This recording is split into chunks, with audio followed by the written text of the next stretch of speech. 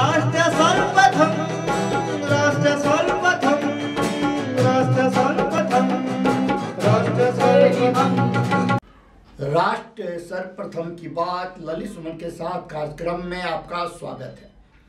आज सूर्य जब आसमान में आकर करके आपको प्रकाश दिया तो उसी के साथ मकर में सूर्य का प्रवेश हो गया और दिन भी बढ़ना शुरू हो गया और रात भी अब धीरे धीरे बढ़ेगा। निश्चित रूप से विकास की गति भी इसी प्रकार भारत की बढ़ती चली जाएगी। मकर संक्रांति के अवसर पर समस्त राष्ट्रवासियों को राष्ट्र सर्वप्रथम की टीम की ओर से हार्दिक बधाई, हार्दिक शुभकामना। आप लोग इस वर्ष निरंतर प्रगति के पथ पर बढ़ते रहें, क्योंकि 16 तारीख को कोरोना वैक्सीन भी सबको लगना शुरू हो जाएगा। धीरे धीरे संपूर्ण राष्ट्रवासी इस रोग से मुक्त हो जाएंगे। हम आज राष्ट्र सर्वप्रथम की बात ललित सुमन के साथ कार्यक्रम में आपका ध्यान एक ऐसे विषय की ओर आकृष्ट करना चाहते हैं जो बड़ा ही विचित्र कहा जा सकता है। जो लोकतंत्र में क्या किसी को अराजकता फैलाने का अधिकार दिया जा सकता है? क्या लोकतंत्र में सिर्फ इसलिए कि वह एक भीड़ है इसलिए उसे वह तमाम काम करने दिया जाए जो गैर कानूनी है, जो संविधान के खिलाफ है? आप से हम आज राष्ट्र सर्वप्रथम की बात में इस बात पर चर्चा करेंगे कि जब सर्वोच्च न्यायालय ने कृषि कानून को स्थगित कर दिया है, केंद्र सरकार द्वारा लाया गया वह कानून अगले आदेश तक स्थगित कर उसके लिए कमेटी का निर्धारण कर दिया गया है, उसके बावजूद जिस प्रकार से कृषि कानून का विरोध कर एक अराजकता का माहौल बनाया जा रहा है, इसे लोकतंत्र के लिए सही नहीं कहा जा सकता। कल लोहड़ी के अवसर पर जिस प्रकार से कृषि कानून के बिल का दहन किया गया और सबसे दुर्भाग्यपूर्ण स्थिति उस समय नजर आई जब भारत के प्रधानमंत्री के लिए अपशब्दों का इस्तेमाल कर यहाँ तक कि उनकी मृत्यु की कल्पना कर अग्नि में जो है सो स्वाहा स्वाहा किया जा रहा था।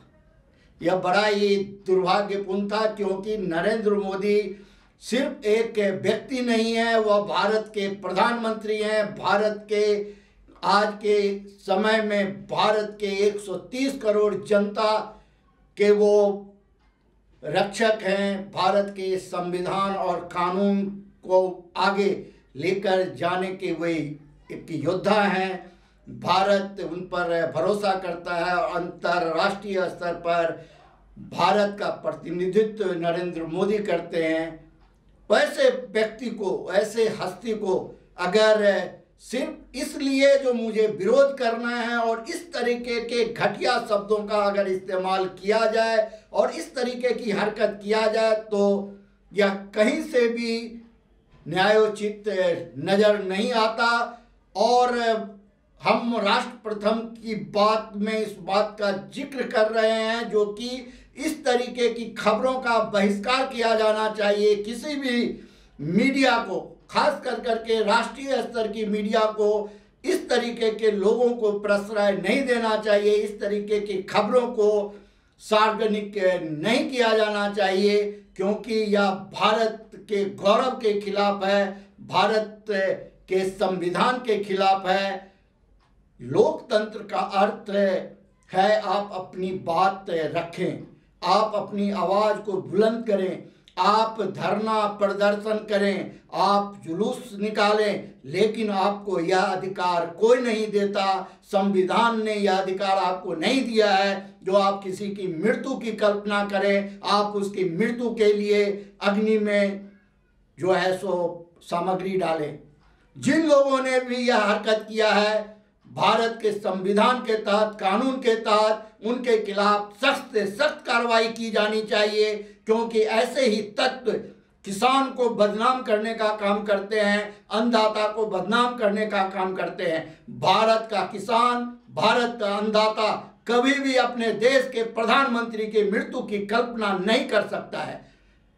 यह कोई ऐसा ही तत्व कर सकता जो भारत में अराजकता फैलाना चाहता है, भारत में अशांति लाना चाहता है, भारत की एकता और अखंडता को भंग करने का काम करना चाहता है। हम केंद्र की सरकार से और तमाम एजेंसियों से राष्ट्र सर्वप्रथम की बात ललित सुमन के साथ कार्यक्रम के माध्यम से यह आग्रह करेंगे कि इस बात की जांच कराई जाए, जिन लोगों ने इस तरीके की हरकत की है उनके खिलाफ कानूनी प्रावधान के तहत उचित से उचित कार्रवाई किया जाए, ताकि भविष्य में कोई भी व्यक्ति इस तरीके की हरकत करने का प्रयास न करे। अगर इस तरीके से आप किसी के मृत्यु की कल्पना करते हैं तो यह घोर निंदनीय है, यह एक अपराध है और अपराध करने वाले को सजा निश्चित रूप से मिलनी चाहिए। राष्ट्र सर्वप्रथम की बात ललित सुमन के साथ कार्यक्रम में हम आपका ध्यान इस ओर भी आकृष्ट करना चाहेंगे कि 6 चीज मैंने पहले भी चर्चा किया था, पहले भी बताया था कि ईश्वर के हाथ में 6 चीजें हैं: जीवन, मरण, यश, अपयश, लाभ और हानि। ये 6 चीज विधि के हाथ में है, विधाता के हाथ में है। जब कोई किसी को जीवन नहीं दे सकता तो वह उसकी मृत्यु की कल्पना कैसे कर सकता है? आप इस बात पर गंभीरता से सोचें और हम अपने किसान नेताओं से, हम अपने किसान भाइयों से, अपने अन्नदाताओं से यह कहना चाहेंगे कि आपके बीच में अगर इस तरीके के लोग घुस आए हैं जो आपको बदनाम करने का प्रयास कर रहे हैं, देश के प्रधानमंत्री की मृत्यु की कल्पना कर रहे हैं, ऐसे लोगों को आप निकाल कर कानून के हवाले करें, तभी यह राष्ट्र सर्वप्रथम हो पाएगा, तभी यह पता चलेगा कि भारत का किसान भारत के साथ है, भारत का किसान भारत के विकास के साथ है, भारत का किसान भारत के संविधान के साथ है, भारत का किसान भारतवासियों के साथ है। अगर इस तरीके का असामाजिक तत्व आपके बीच में घुसकर इस तरीके की हरकत करेगा तो एक अराजकता का माहौल बनेगा और आने वाला वक्त कभी ऐसे लोगों को माफ नहीं करेगा। राष्ट्र सर्वप्रथम की बात ललित सुमन के साथ कार्यक्रम में आज हम अनेकों मुद्दे पर बात करेंगे। अभी समय है एक ब्रेक का, हम चलते हैं ब्रेक पर, आप कहीं जाए नहीं। ब्रेक के बाद हम जल्द लौट के आते हैं, फिर बात करेंगे आगे की। 25 वर्षों से प्रकाशित हिंदी दैनिक इंडिया दर्पण, 22 वर्षों से प्रकाशित मदर इंडिया पत्रिका, PID न्यूज राष्ट्र प्रथम परिवार की ओर से समस्त राष्ट्रवासियों को लोहड़ी, मकर संक्रांति, पोंगल और माघ बिहू की हार्दिक शुभकामनाएं।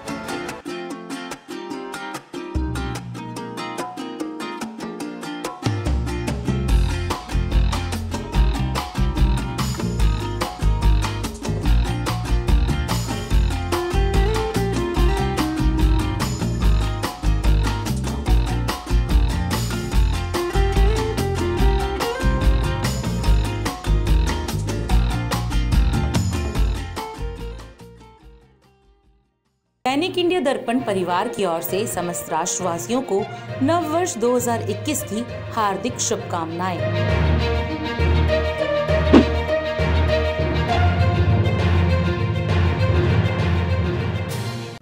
राष्ट्र सर्वप्रथम की बात ललित सुमन के साथ कार्यक्रम में हम आपको बता रहे थे ब्रेक पर जाने से पहले कि किस प्रकार से लोहड़ी के अवसर पर किसानों की ओट में कानून की प्रतियां को जलाने का काम किया गया। प्रधानमंत्री के लिए अपशब्दों का इस्तेमाल किया गया, यहाँ तक कि उनकी मृत्यु की कल्पना करके अग्नि को सामग्री डाली गई, जो कि कहीं से ही न्यायोचित नहीं है।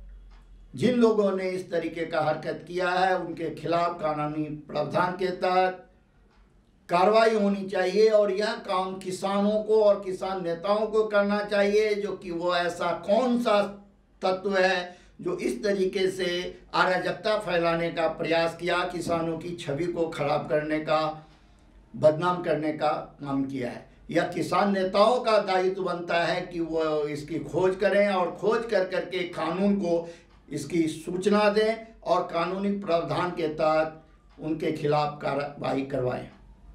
हम राष्ट्र सर्वप्रथम की बात ललित सुमन के साथ कार्यक्रम में आपको यह जानकारी दे रहे हैं कि 15 जनवरी से भारत के संसद के नए भवन की शुरुआत जहां हो जाएगी, वहीं 16 तारीख को कोरोना वैक्सीन प्रधानमंत्री दिल्ली के LNJP अस्पताल में अपने सामने में शुरू करवाएंगे। दिल्ली के मुख्यमंत्री अरविंद केजरीवाल भी दिल्ली में कोरोना के सभी मेडिसिन जो वैक्सीन है वो फ्री में देने की बात कर रहे हैं, जो दिल्ली वासी को कोरोना वैक्सीन फ्री में दिया जाए।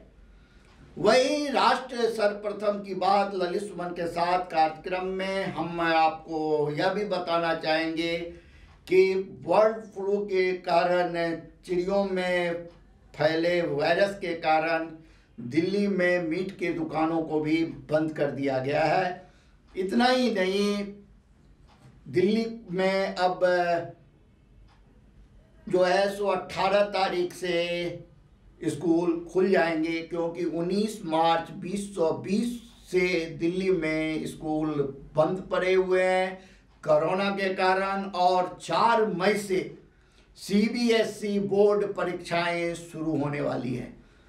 उसे ध्यान में रखते हुए दिल्ली सरकार ने 18 जनवरी से दिल्ली के सभी स्कूलों को खोलने की घोषणा की है। राष्ट्र सर्वप्रथम की बात ललित सुमन के साथ कार्यक्रम में हम आपका ध्यान इस ओर भी आकृष्ट करना चाहेंगे कि दिल्ली में प्रतिदिन करीब 5 दर्जन लोगों को साइबर ठगी का शिकार होना पड़ रहा है, और ये साइबर ठग लोगों को लॉटरी का प्रलोभन देकर करके विभिन्न तरह का प्रलोभन देकर के उनके मोबाइल को हैक कर लेते हैं, फिर उनके बैंक से पैसे निकाल लेते हैं, और लोग लगातार परेशान हो रहे हैं इस कोरोना काल में। दिल्ली पुलिस साइबर सेल सक्रिय है, वह जगह जगह छापेमारी कर रही है। कई मामलों का उन्होंने खुलासा भी किया है, लेकिन ये ठग मानने को तैयार नहीं है। अभी लॉटरी के नाम पर उन्होंने 500 से अधिक लोगों को ठगने का काम किया और 20 लाख रुपए ठग भी लिए। उस फर्जी कॉल सेंटर पर छापा मारकर पुलिस ने उन्हें सीज किया है। इसी प्रकार से CBI ने नई दिल्ली पुलिस के एक हवलदार को 25,000 रुपये रिश्वत लेते हुए गिरफ्तार किया। यह भी भारत की राजधानी के लिए यह एक कलंक सा है। जब दिल्ली की पुलिस को सर्वश्रेष्ठ पुलिस कहा जाता है, उसमें इस तरीके की हरकतें होना कहीं भी ठीक नहीं कहा जा सकता। दिल्ली पुलिस की स्थिति बहुत ही अच्छी है, दिल्ली पुलिस सक्रिय है। कोरोना काल में दिल्ली पुलिस ने बहुत ही बेहतर काम किया है। हम आपको बताएं राष्ट्र सर्वप्रथम की बात ललित सुमन के साथ में कि एक ऐसी घटना घटित हुई है जो कि इंसानियत को शर्मसार करती है। राम बिहारी नाम का एक हैवान मासूम बच्चों के साथ हैवानियत करता था, और हैवानियत ही नहीं करता था बल्कि उसका वीडियो बना करके उस बच्चों को बार बार ब्लैकमेल करता था, और यह काम वह काफ़ी दिनों से करता चला रहा था। और उसे उस वक्त गिरफ्तार किया गया है जब बच्चों ने उसकी शिकायत की कि यह किस प्रकार से बच्चों का शोषण लगातार करता चला आ रहा है। तो इंसानियत के नाम पर इस तरीके के लोग कलंक हैं, मानवता के नाम पर कलंक है। इन लोगों पर सख्त से सख्त कदम उठाने की जरूरत है ताकि भविष्य में कोई इस प्रकार की जो है सो हिम्मत ना कर सके। राष्ट्र सर्वप्रथम की बात ललित सुमन के साथ कार्यक्रम में हम आपको एक बार ध्यान इस ओर आकृष्ट कर रहे हैं कि जम्मू कश्मीर के गवर्नर रहे जो अभी शिलोंग मेघालय के गवर्नर हैं, उन्होंने एक यह संदेश नव वर्ष के अवसर पर रजत जयंती इंडिया दर्पण के रजत जयंती के अवसर पर मदर इंडिया पत्रिका के 22वें वर्ष में प्रवेश करने पर अपनी शुभकामनाएं भेजी है। सतपाल मलिक जी को बहुत बहुत धन्यवाद। राष्ट्र सर्वप्रथम के कार्यक्रम जो यह शुरू हुआ है नेशनल चैनल कात्यायनी पर, इसके लिए भी उन्होंने बधाई दी है। हम राष्ट्र सर्वप्रथम की बात ललित सुमन के साथ कार्यक्रम में हम आपसे यही विदा लेते हैं। हम आपसे फिर जल्द ही मिलेंगे नए विषय के साथ। तब तक के लिए राष्ट्र सर्वप्रथम, वंदे मातरम, जाग उठा है भारत।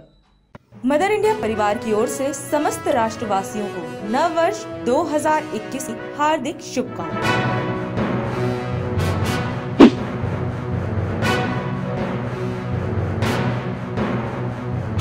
राष्ट्र सर्वप्रथम कैसे बनेगा, इस संदर्भ में जो है आप राष्ट्रवासियों को क्या संदेश देना चाहेंगे? अगर हम अपने भारत को सोने की चिड़िया बनाना चाहते हैं तो हमें नीति और नियत को स्पष्ट रूप से और तालमेल बनाते हुए आगे बढ़ना होगा।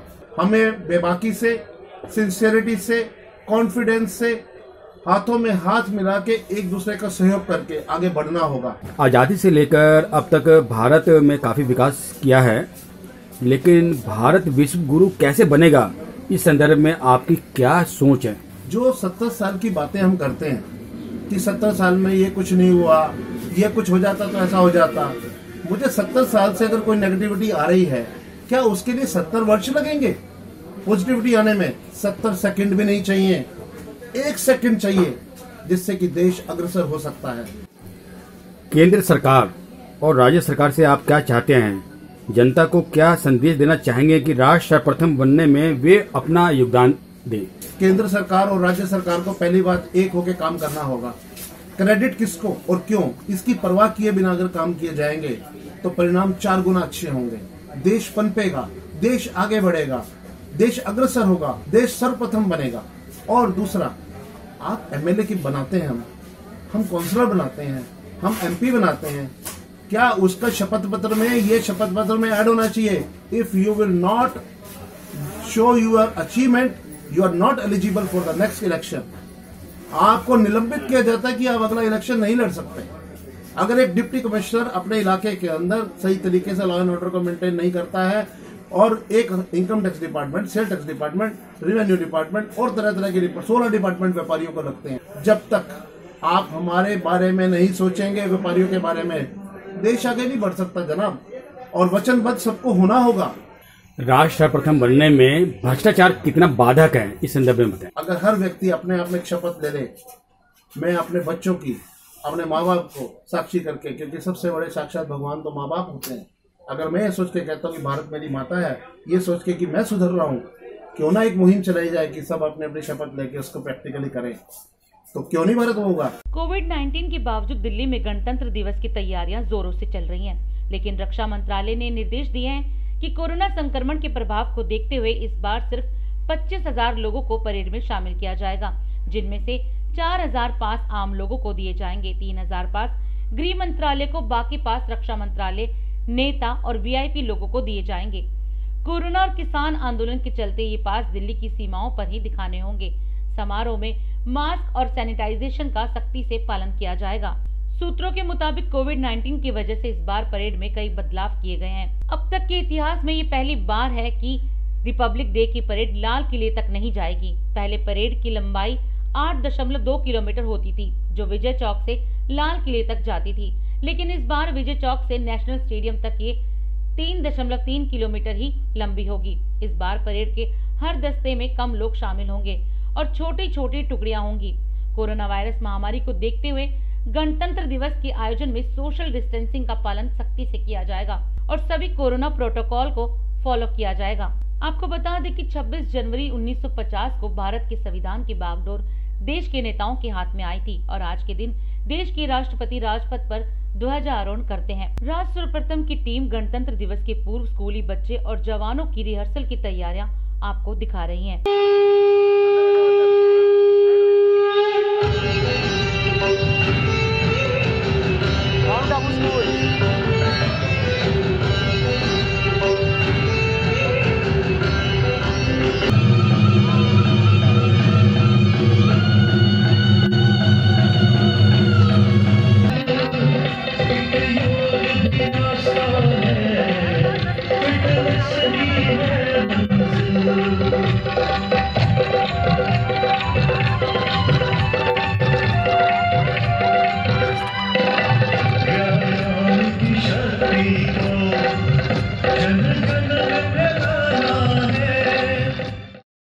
वर्षों से प्रकाशित हिंदी दैनिक इंडिया दर्पण, 22 वर्षों से प्रकाशित मदर इंडिया पत्रिका, BID न्यूज राष्ट्र प्रथम परिवार की ओर से समस्त राष्ट्रवासियों को लोहड़ी, मकर संक्रांति, पोंगल और माघ बिहू की हार्दिक शुभकामनाएं।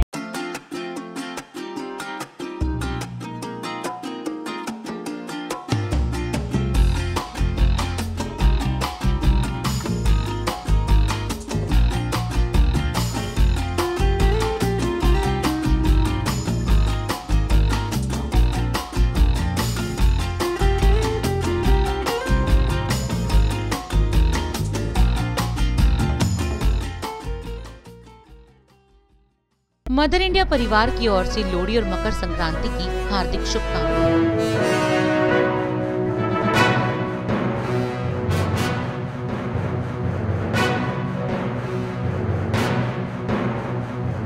दैनिक इंडिया दर्पण परिवार की ओर से समस्त राष्ट्रवासियों को नव वर्ष 2021 की हार्दिक शुभकामनाएं।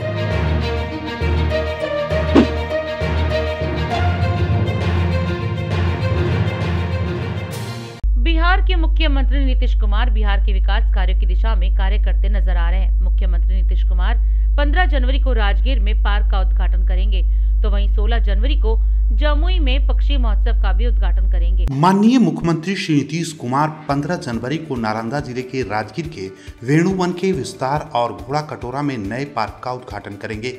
साथ ही 16 जनवरी को जमुई जिले के नागी नकटी पक्षी आश्रणी में आयोजित राज्य के पहले राज्य पक्षी महोत्सव कलरव का उद्घाटन करेंगे। मुख्यमंत्री श्री नीतीश कुमार की अध्यक्षता में मंगलवार को कैबिनेट की बैठक हुई। बैठक में कुल 13 एजेंडों पर सहमति दी गई। कैबिनेट ने राजस्व एवं भूमि सुधार विभाग के तहत मुख्यालय, क्षेत्रीय कार्यालय, जिला, अनुमंडल व अंचलों में 3883 पदों पर नियुक्ति करने की स्वीकृति दी। आज कुल 14 मामले ऐसे थे जो मंत्रिपरिषद के समक्ष रखे गए और जिसपे मंत्रिपरिषद के द्वारा स्वीकृति दी गई है। राजस्व एवं भूमि सुधार विभाग ने जिला, अनुमंडल और अंचल कार्यालयों में विभिन्न स्तर पर 3883 पदों की स्वीकृति का प्रस्ताव लाया था, जिस पर मंत्रिपरिषद के द्वारा स्वीकृति दी गई है। बिहार कैबिनेट ने जीविका दीदियों को अब जिला अस्पतालों और अनुमंडलीय अस्पतालों में भर्ती मरीजों के भोजन की जिम्मेदारी भी सौंप दी है। मुख्यमंत्री ने पूर्णिया भ्रमण के दौरान जिला अस्पताल में जीविका दीदियों की रसोई को देखा था। कोविड टीकाकरण के सफल एवं सुचारू आयोजन को लेकर पटना जिला प्रशासन ने कमर कस ली है। जिलाधिकारी डॉक्टर चंद्रशेखर सिंह ने इसके संबंध में तैयारी की जानकारी मीडिया को दी। अररिया के जिला अधिकारी प्रशांत कुमार CH की अध्यक्षता में कोरोना टीकाकरण के प्रथम चरण की तैयारी एवं सफलतापूर्वक संचालन को लेकर जिला टास्क फोर्स की बैठक की गई। इस मौके पर उन्होंने सभी को तैयार रहने का निर्देश दिया। कोविड-19 वैश्विक महामारी की रोकथाम के लिए जिले में 16 जनवरी से प्रारंभ होने वाले टीकाकरण कार्य की तैयारियों को लेकर गया के जिलाधिकारी अभिषेक कुमार सिंह की अध्यक्षता में जिला टास्क फोर्स की मीटिंग की गई। इस दौरान उन्होंने कई जरूरी निर्देश दिए। बक्सर के जिला पदाधिकारी अमन समीर की अध्यक्षता में कोविड वैक्सीनेशन हेतु गठित जिला टास्क फोर्स की बैठक समाहरणालय सभागार में की गई। बैठक को संबोधित करते हुए उन्होंने बताया कि कोविड-19 संक्रमण से बचाव हेतु प्रथम फेज का टीकाकरण 16 जनवरी से प्रारंभ हो जाएगा। मधुबनी के जिला पदाधिकारी अमित कुमार ने कोविड-19 के प्रथम चरण के टीकाकरण की तैयारी को लेकर जिला स्तर पर निर्मित विभिन्न कोषांगों के वरीय पदाधिकारियों एवं स्वास्थ्य विभाग के पदाधिकारियों के साथ समीक्षा बैठक की। इस दौरान उन्होंने कई आवश्यक दिशा निर्देश दिए। जहानाबाद के जिला पदाधिकारी नवीन कुमार ने जिला कृषि टास्क फोर्स की बैठक की। इस मौके पर उन्होंने कृषि योजनाओं का क्रियान्वयन सामाजिक दूरी का पालन करते हुए करने का निर्देश दिया। सीतामढ़ी के जिलाधिकारी ने समाहरणालय स्थित परिचर्चा भवन में सभी अंचलाधिकारियों, अनुमंडल पदाधिकारियों और वरीय अधिकारियों के साथ बैठक कर राजस्व वसूली, दाखिल खारिज, जमाबंदी, बंदोबस्ती आदि की समीक्षा की एवं कई आवश्यक दिशा निर्देश दिए।